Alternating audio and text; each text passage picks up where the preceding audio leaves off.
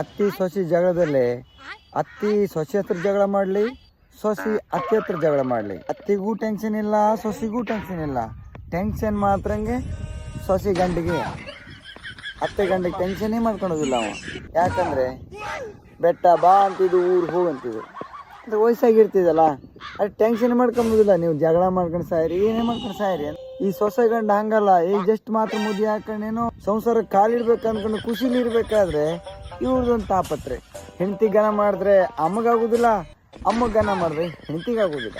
ಮಧ್ಯದಲ್ಲಿ ನೀವೇನು ಮಾಡಿ ಸಾಯ್ಬೇಕಾಯ್ತು. ಇಂಥ ಸಮಸ್ಯೆ ಸುಮಾರು ಕಡೆಗೆ ಇದೆ. ತೋಡೆ ಕಡೆಗೆ ಚಲೋ ಮಾಡ್ಕೊಂಡು ಇವರು ಸಮಸ್ಯೆನೇ ಇಲ್ಲ. ಅತ್ತಿ ಆದವಳು ಸೊಸೆ ಆದವಳು ಮಾತ್ರ ಅರ್ಥ ಮಾಡ್ಕೊಬೇಕು. ಜಗಳ ನಿಮ್ಮೊಳಗೆ ಇಟ್ಕ ನಿಮ್ಮೊಳಗೆ ಸುಧಾರಿಸ್ಕೊಳ್ಬೇಕು. ಆ ಗಂಡಿನಿದ್ದಲ್ಲಿ ಹೋಗೋದು, ಮಾವನಿದ್ದಲ್ಲಿ ಹೋಗೋದು ಮಾಡೋಕಾಗ. ಈ ಸೊಸಿಗೆ ಮತ್ತೊಂದು ಮಾತು ಹೇಳಿಡ್ತಿ. ನಮ್ಮ ಸೊಸಿ ಕಿರಿಕಿರಿ ಮಾಡ್ತಿದ್ದು, ಸರಿ ಇಲ್ಲ ಅದು, ಆ ಕಿಸಿಗೆ ಹುಡ್ತಿದ್ದು, ಹಾಗೆ ಹಿಂಗೆ ಹೇಳೋಕೆ ಹೋಗ್ಬೇಡಿ.